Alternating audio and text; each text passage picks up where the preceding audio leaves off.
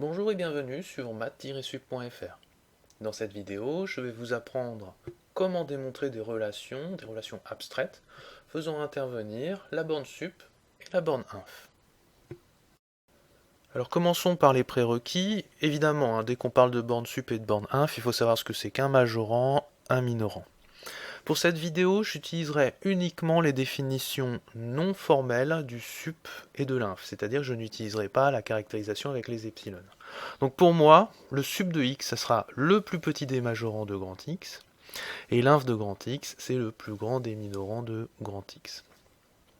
Dans les exemples qui suivent, je vous ai mis des petits résultats d'existence, donc il faut aussi se souvenir les théorèmes d'existence de la borne sup et de la borne inf.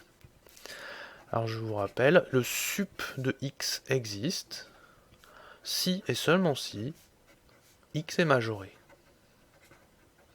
Et vous avez la même version pour la borne inf. L'inf de grand X existe si et seulement si grand X est minoré.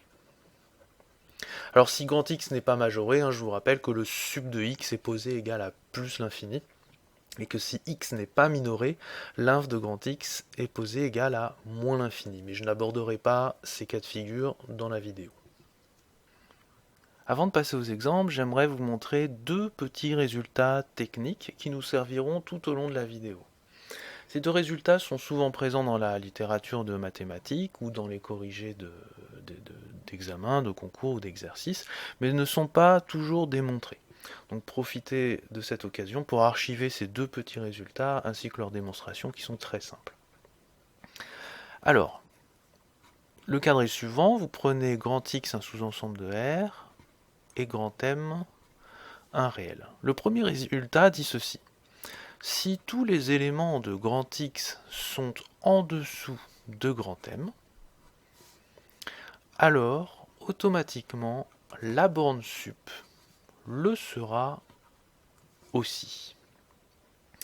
Alors vous posez peut-être la question, c'est bizarre ça, d'où ça vient? Alors je vais vous le faire comprendre sur un petit dessin, c'est très simple. Si vous prenez par exemple cet ensemble-là, grand X, et si vous prenez grand M ici.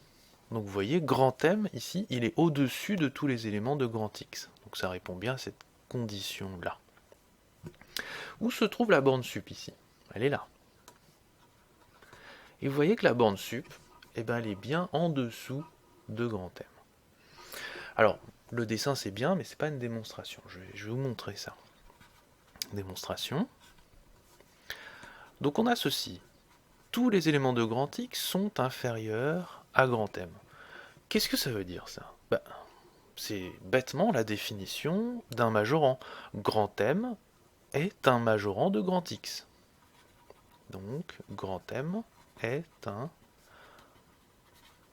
majorant de grand X.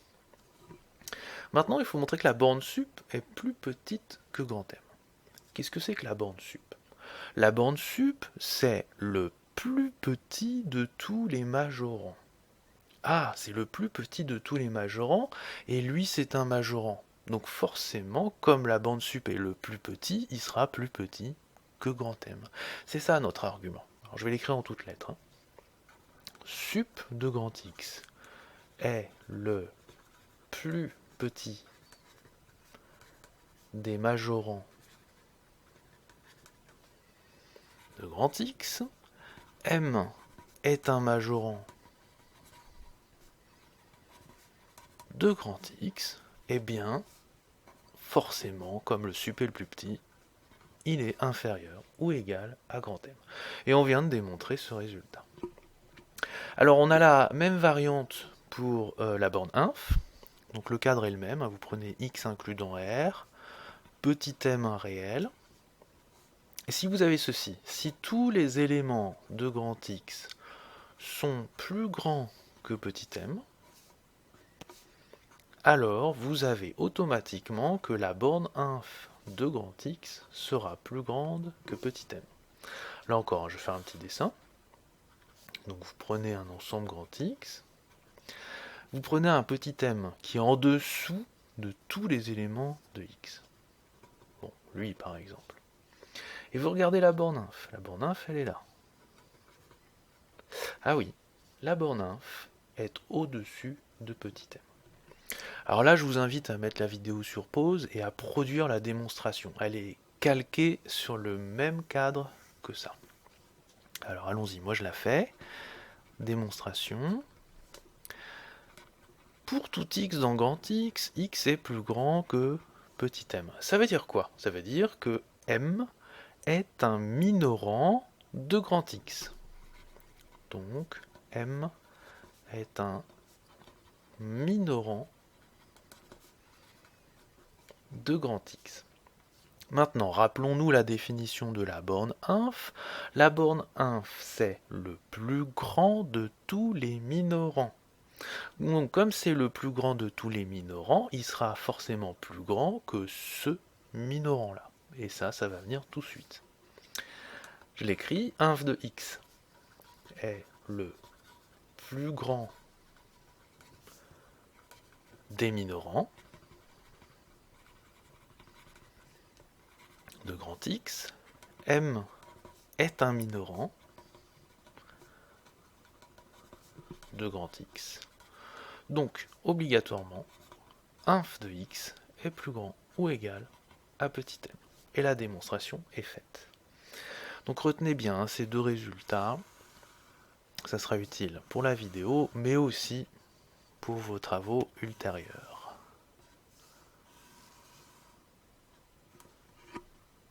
Considérons ce premier exemple. Ici, en guise d'anti-sèche, je vous ai rappelé deux résultats. Le sub d'un ensemble existe si et seulement si l'ensemble est majoré. Et puis le petit résultat qu'on a fait en préambule de la vidéo, c'est que si tous les points d'un ensemble sont plus petits qu'un certain grand M, alors la borne sup sera automatiquement plus petite que le grand M. On s'en servira pour le deuxième point d'exemple. Alors dans notre exemple, on a deux ensembles, A et B, avec A inclus dans B, et on suppose que B est majoré. Et on nous demande dans la première question de montrer que le sup de B et le sup de A existent. Pour que le sup existe, on sait qu'il faut montrer que l'ensemble est majoré. Alors ici, sup de B existe, pourquoi? Eh bien, tout simplement parce qu'on nous dit que B est majoré. Donc par le théorème d'existence, on a automatiquement que le sup de B existe. Alors ça c'est facile. B est majoré, par hypothèse de l'énoncé. Donc, sup de B existe. Maintenant, il faut montrer que le sup de A existe. Et là, pour le coup, dans l'énoncé, c'est pas marqué que A est majoré. Donc, il va falloir trouver un moyen de démontrer que A est majoré. Alors, si vous regardez, on n'a pas beaucoup d'hypothèses, donc il nous faut un point de départ. Quand vous n'avez pas d'idée, vous essayez de traduire formellement les hypothèses. Alors, A inclus dans B, bon, a priori, il n'y a pas grand-chose à faire. Par contre, B majoré, on sait le traduire. B majoré, c'est qu'il existe un majorant, donc il existe un grand M, appartenant à R, tel que pour tout x dans B, x est plus petit que grand M. Nous, maintenant, on aimerait montrer que A est majoré. Alors ça aussi, on va l'écrire. Comme ça, on aura bien sous les yeux ce qu'on veut obtenir. Donc, je vais l'écrire un peu plus bas sur mon brouillon. On veut montrer que il existe une autre constante, c'est pas forcément la même, telle que tous les éléments de A sont plus petits que cette constante. Donc en partant de là, il faut arriver à là. Alors là, on voit pas bien comment on va faire pour transformer B en A. Sauf que, on se souvient que A est inclus dans B.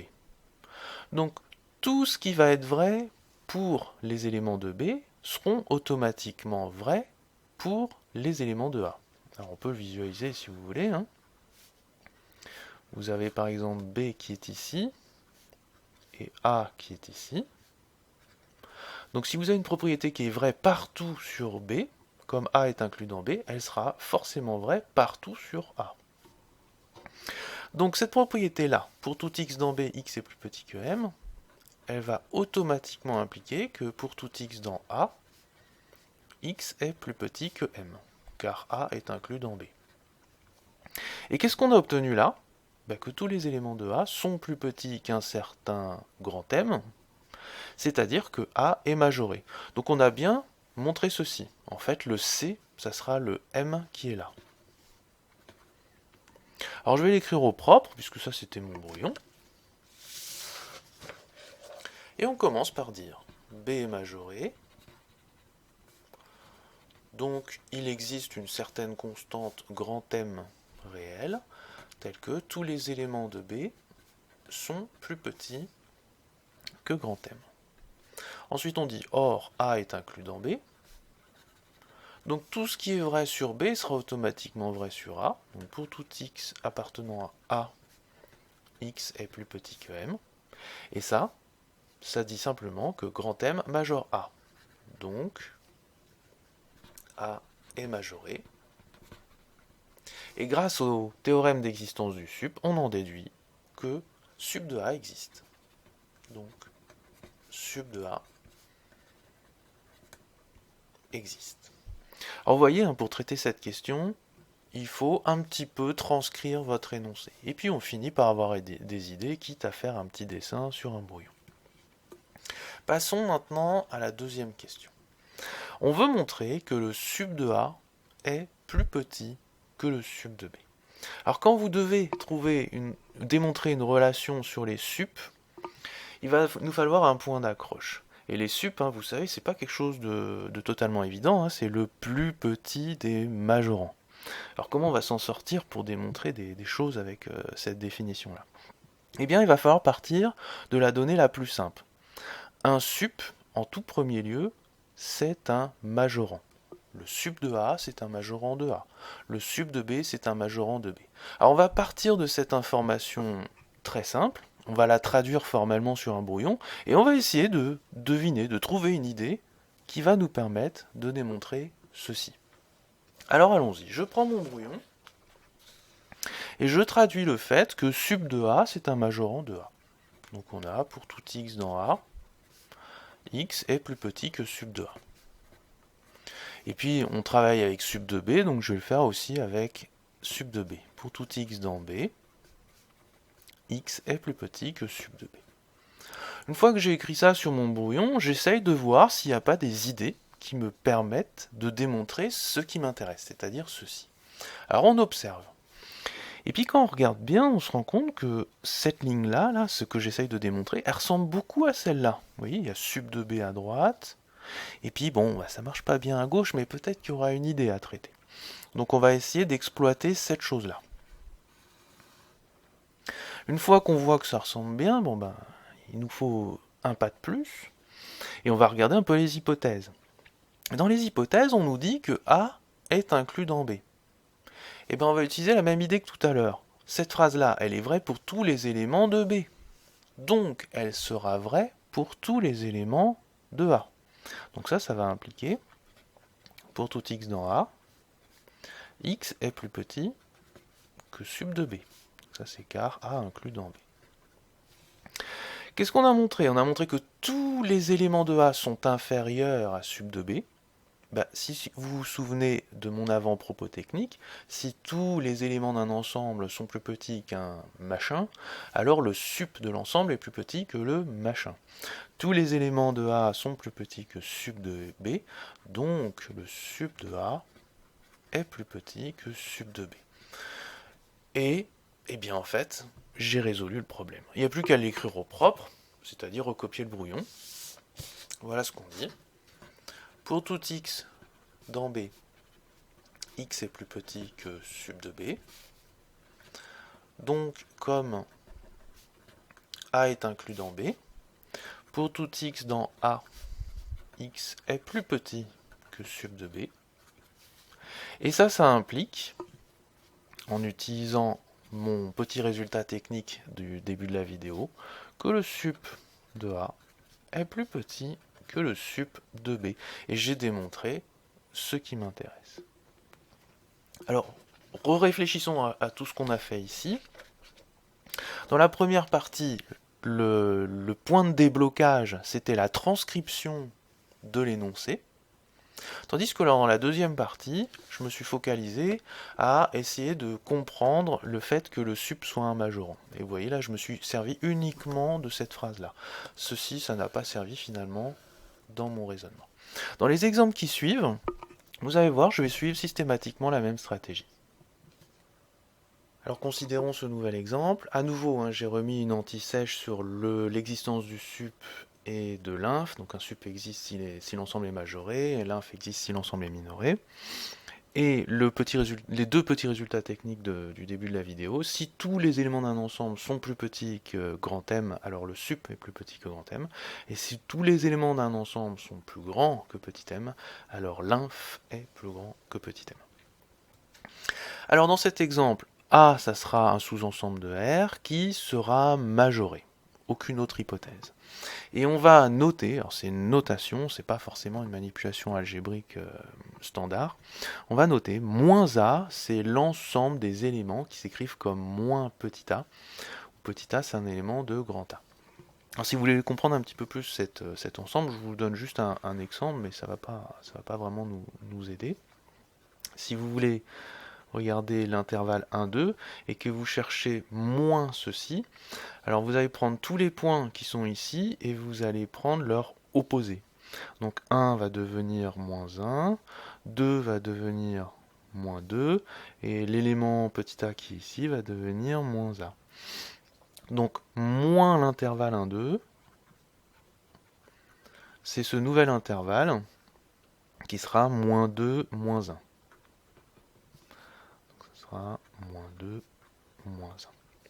Voilà, ça vous donne une idée de cette chose-là. Alors, regardons les questions. On veut montrer que le sup de A existe. Pour qu'un sup existe, il faut que l'ensemble soit majoré. Ah bah c'est en plein dans les hypothèses, bah c'est facile. A est majoré, donc sup de A existe. Maintenant, il faut montrer que l'inf de moins A existe. Pour qu'un inf existe, il faut que l'ensemble considéré soit minoré. Alors, est-ce que moins A est minoré? Ah, c'est pas dans nos hypothèses. Donc là, il va falloir faire un petit travail. Donc comme tout à l'heure, je prends un brouillon. Je traduis un petit peu mes hypothèses. Alors là, c'est facile, il n'y en a qu'une. C'est A est majoré. Donc hypothèse, A est majoré, ça veut dire il existe un majorant. Il existe un M tel que tous les éléments de A sont en dessous. Et je veux montrer, donc on veut montrer que moins A est minoré. C'est-à-dire que tous les éléments de moins A, alors il va exister une certaine constante, on va dire petit m, telle que tous les éléments de moins A sont au-dessus de petit m. Alors ici, on va transformer un petit peu ce problème, parce que les éléments de moins A, c'est pas n'importe qui. Ils s'écrivent comme moins petit a. Les x ici, je peux les écrire comme moins petit a. Donc ce problème, il est aussi équivalent à pour tout a dans grand A, moins petit a est plus grand que petit m. Donc on va se concentrer sur cet objectif-là. Comment alors, partant de là, je peux arriver à ça? Alors déjà, je vais changer un peu les lettres. Ça va nous aider à observer. On veut arriver de là, on veut partir de là et arriver à là. Bah là, quand on voit ça, on se dit, on va mettre un moins. On va mettre un moins et peut-être qu'on va tomber là-dessus. Alors essayons. Ça implique que pour tout A dans grand A, moins A est plus grand que moins M. Et quand vous voyez ça, vous vous dites, je l'ai mon petit m. C'est lui. Les éléments de moins a sont au-dessus d'un petit m qui est en fait moins grand M. Donc mon ensemble est minoré par moins grand M. Donc au brouillon, j'ai trouvé les idées. Maintenant, on va mettre ça au propre. On traduit, A est majoré. Donc, quel que soit petit a dans grand A, alors j'ai oublié d'écrire, il existe grand M appartenant à R, tel que quel que soit petit a dans grand A est plus petit que grand M. Donc, quel que soit A dans grand A, moins petit a est plus grand que moins grand M. J'ai mis moins des deux côtés, j'ai inversé l'inégalité. Donc, moins A est minoré par moins grand M. Comme il est minoré, il admet un inf. Donc moins A est minoré. Il admet un inf.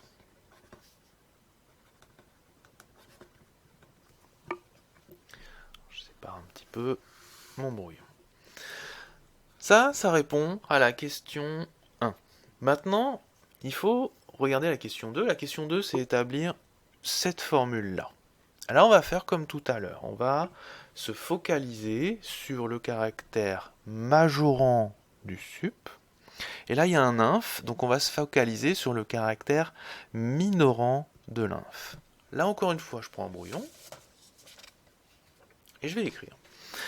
Le sup, c'est le sup de A, c'est un majorant de A. Donc vous avez, quel que soit petit a dans grand A est plus petit que sup de A. L'inf de moins A, c'est un minorant. Donc vous avez, quel que soit x appartenant à moins A, x est plus grand que inf de moins A. Alors là, je vais faire la même manip que tout à l'heure. Les éléments de moins A, c'est pas n'importe qui. Ils s'écrivent comme moins petit a. Donc ça, je vais l'abandonner. Je vais plutôt l'écrire comme pour tout a appartenant à grand A, moins A est plus grand que l'inf de moins grand A. Et on va se poser la question, comment, avec ces deux idées-là, je vais arriver à cette formule. Alors quand on regarde, on se dit, mais finalement, la relation fondamentale, c'est que on va mettre des moins, quoi. C'est un peu ça l'idée à chaque fois. Alors là, je vais passer au propre, parce que vous allez voir, ça va donner directement la bonne approche. Donc je vais partir de là, je vais mettre des moins et je vais réfléchir. Puis après, je vais faire pareil ici, puis je vais réfléchir. Allons-y. Quel que soit A appartenant à grand A est plus petit que sup de grand A. Donc si je mets des moins des deux côtés, j'obtiens, quel que soit A appartenant à grand A, moins petit a va être plus grand ou égal à moins sup de A. Et qu'est-ce que je viens de montrer là? C'est que tous les éléments de l'ensemble moins grand A sont au-dessus de moins sup de A. Et là, je vais utiliser mon petit résultat du début de la vidéo. Si tous les éléments d'un ensemble sont au-dessus d'un petit m, la borne inf est au-dessus du petit m. Et donc, je vais avoir inf de moins a plus grand que moins sup de a. Alors là, c'est pas mal. C'est pas mal. Ça commence à ressembler à ça. Sauf que moi, j'ai un super-héros égal, j'ai pas un égal. Ah, c'est pas top encore, j'ai pas fini. Ouais, mais j'ai pas exploité mon autre idée que j'avais écrite sur le brouillon. L'autre idée sur le brouillon, c'était quoi? C'était que la borne inf, c'est un minorant. Donc on avait, pour tout A appartenant à grand A, moins A est plus grand que l'inf de moins grand A. Alors, on va torturer un petit peu ce truc. Je vais mettre tout au moins ici. Je vais mettre moins 1 des deux côtés. Ça va faire, pour tout A appartenant à grand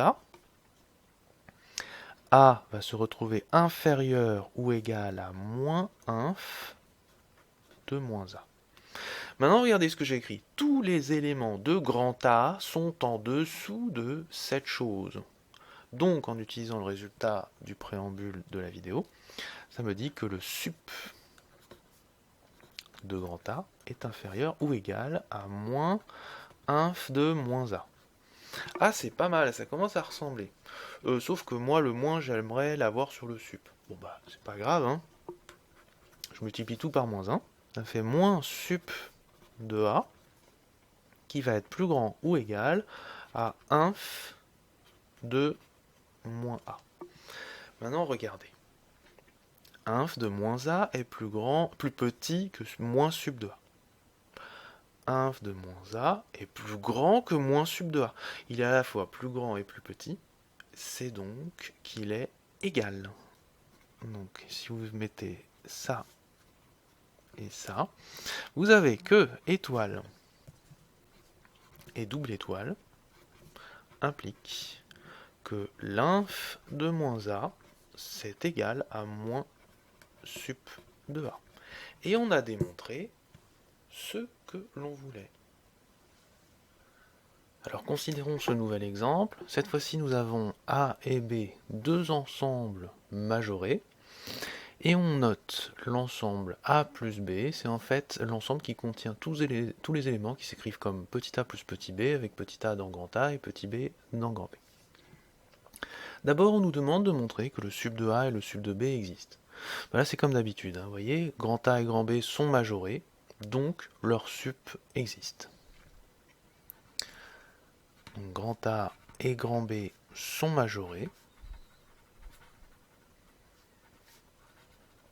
donc le sup de A et le sup de B existent. Maintenant, il faut montrer que le sup de cet ensemble-là existe.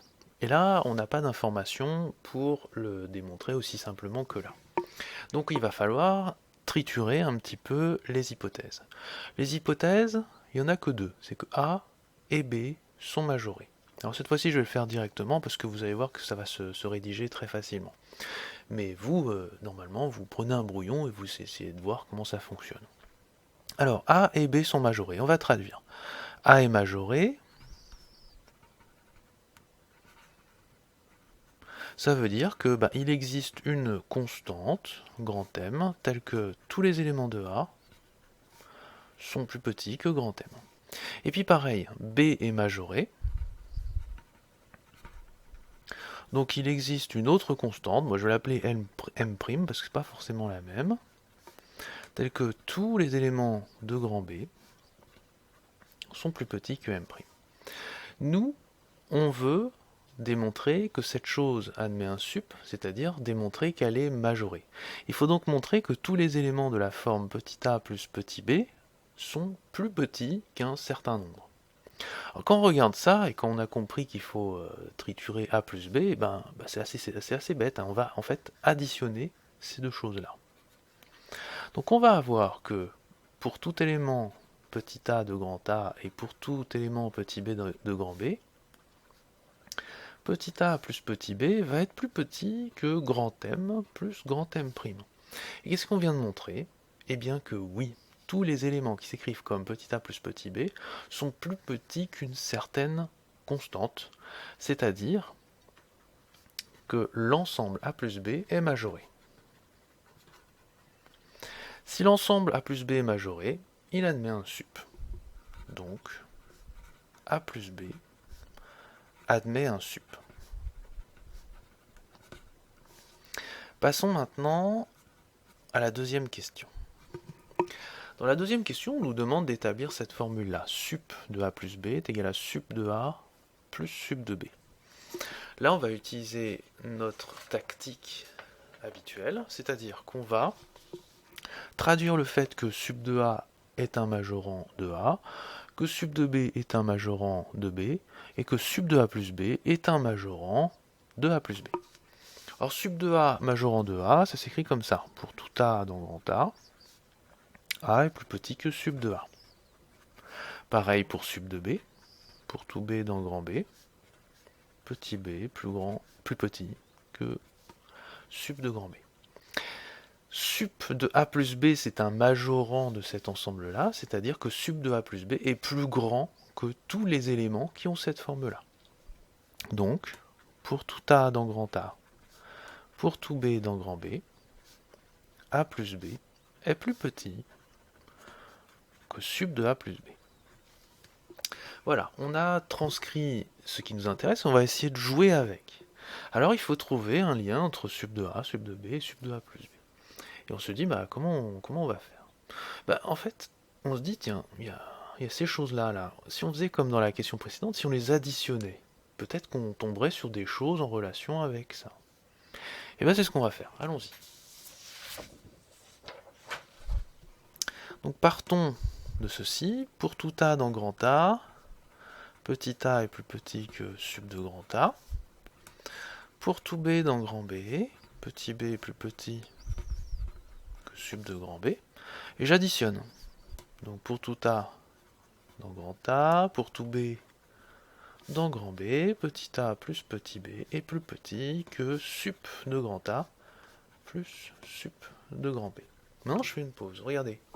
Tous les éléments qui s'écrivent comme A plus B, avec A dans A et B dans B, sont plus petits que sup de A plus sup de B.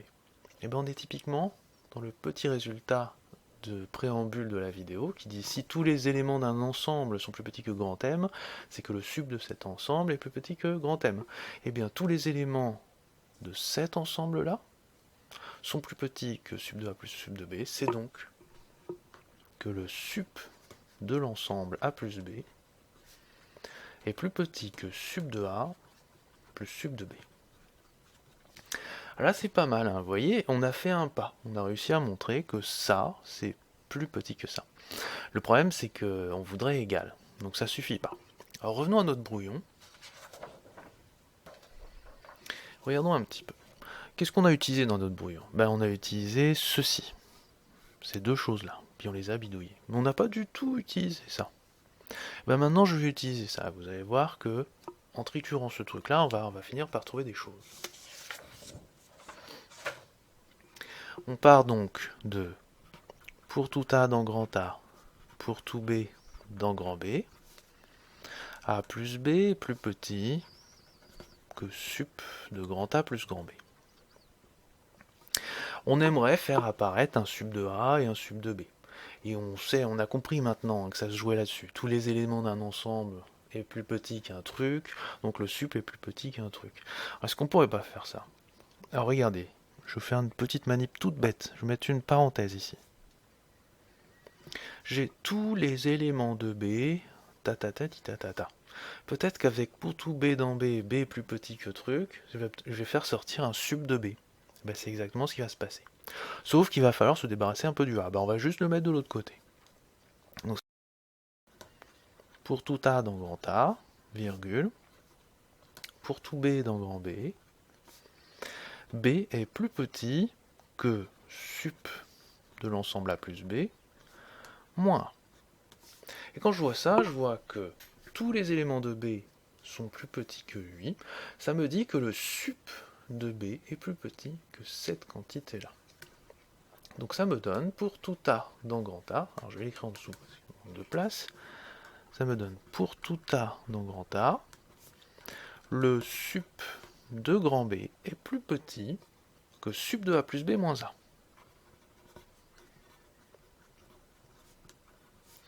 Là, c'est pas mal, je commence à être plutôt content, j'ai fait apparaître sup de B. Il faudrait aussi sup de A pour avoir ma formule. Et qu'est-ce que je vais faire? Un truc tout bête, je vais mettre A tout seul dans un coin et sup de B de l'autre. Ça va me donner pour tout A dans grand A, petit a est plus petit que sup de A plus B moins sup de B. Et qu'est-ce que je viens d'établir? Tous les éléments de A sont plus petits que cette quantité, donc toujours par mon petit résultat technique, le sup de A est plus petit que cette quantité. Donc sup de A est plus petit que sup de A plus B moins sup de B. Ensuite, moi je veux quelque chose qui ressemble à ça, donc ce que je vais faire, je vais remettre le sup de l'autre côté là.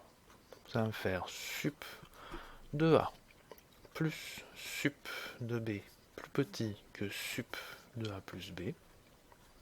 Et regardez ce que j'ai établi là. Et regardez ce que j'ai établi là aussi. Si vous combinez les deux, vous avez que le sup de A plus B est plus grand que sup de A plus sup de B, et que le sup de A plus B est plus petit que sup de A plus sup de B. C'est donc que les deux quantités sont égales. Donc, étoile et double étoile implique sup de A plus B égale sup de A plus sup de B. Et j'ai résolu mon exercice. Alors pour terminer, j'aimerais vous présenter un exemple qui est en fait considéré comme un résultat de cours que vous devez connaître, qui dit que lorsque vous avez un ensemble A qui admet un maximum, alors le sup de A existe, et d'autre part, le sup est égal au maximum de A. Alors je vous rappelle très brièvement ce que c'est qu'un maximum. un nombre grand M est un maximum de grand A si il majore A, ça veut dire tous les éléments de A sont en dessous du maximum, et si le maximum appartient à l'ensemble. Alors l'exemple typique, vous prenez l'intervalle 0,1,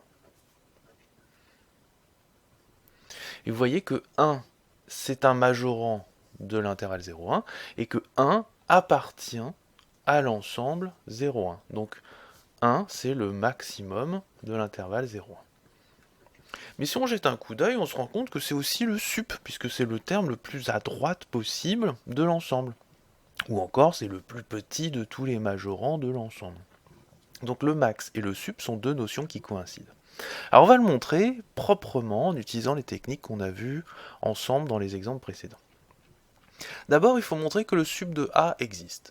Pour montrer que le sup de A existe, il faut montrer que l'ensemble A est majoré. Oui, mais l'ensemble A admet un maximum. Et un maximum, c'est un majorant de A. Donc A est majoré, et donc le sup existe. Alors on va écrire ça. A admet un maximum.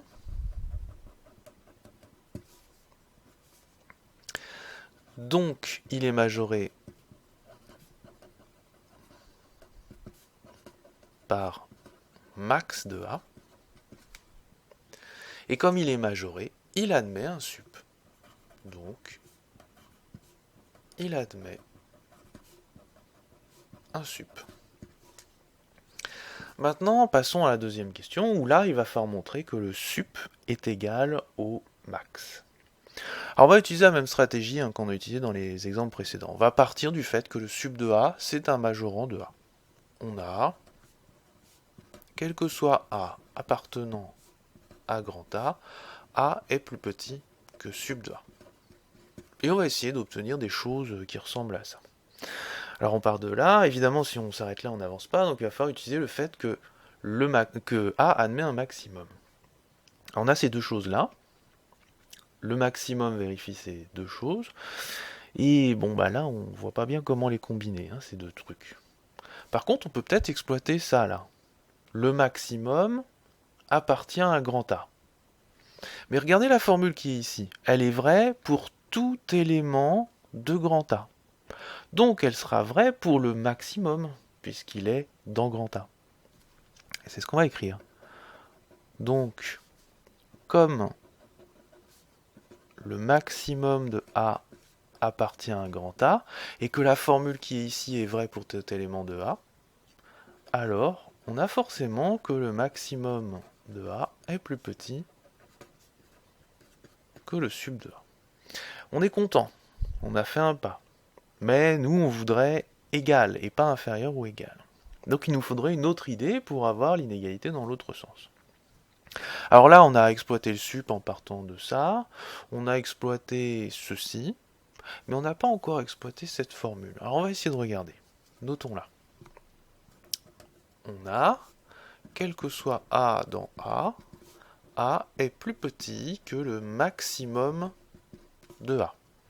Donc grand M c'est le max, donc tous les éléments de grand A sont plus petits que le maximum de A. Qu'est-ce qu'on peut dire en partant de ça? Et bien là, on va utiliser notre petit résultat technique du début de la vidéo. Si vous avez que tous les éléments d'un ensemble sont plus petits qu'un truc, alors le sup de l'ensemble est automatiquement plus petit que le truc. Alors ceci, ça implique que le sup de A est plus petit que le maximum de A par les résultats techniques du début de la vidéo. Et regardez ce qu'on a. Le sup de A est plus petit que le maximum de A. Le sup de A est plus grand que le maximum de A. Donc forcément, ils sont égaux. Alors je vais appeler ça étoile et double étoile. Étoile et double étoile implique que le sup de A est égal au maximum de A. Et on a démontré ce résultat théorique.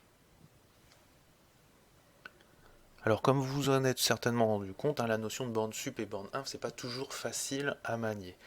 Donc reprenez ces exemples que j'ai traités en détail et regardez comment je m'y prends, quelle technique j'utilise. Je vous ai à peu près tout expliqué, l'usage du brouillon, le fait de traduire des énoncés pour trouver des idées, etc. Ce que je vous donne ici, c'est aussi valable pour d'autres exercices abstraits. Si vous avez un énoncé abstrait, n'hésitez pas à transformer les hypothèses de l'énoncé d'une manière formelle. Sur un brouillon, vous mettez tout et vous regardez ce que vous pouvez faire avec. Et aussi transcrire aussi ce que vous voulez démontrer. C'est souvent un point clé pour visualiser les manipulations à faire. Et retenez bien aussi les deux choses que j'ai mis en préambule. Si vous avez que tous les éléments d'un ensemble sont plus petits que grand M, alors vous avez automatiquement que sup de grand X est plus petit que grand M. Et puis pareil pour l'inf, si tous les éléments d'un ensemble sont plus grands qu'un petit m, l'inf de grand X est plus grand que petit m. Donc c'est des résultats que vous trouverez certainement dans les corrigés, mais qui ne seront pas forcément expliqués dans les bouquins. Donc retenez-le bien. Voilà, j'espère que cette vidéo vous aura bien aidé à bien comprendre les situations abstraites avec les sup et l'inf. Et je vous dis à bientôt pour d'autres vidéos.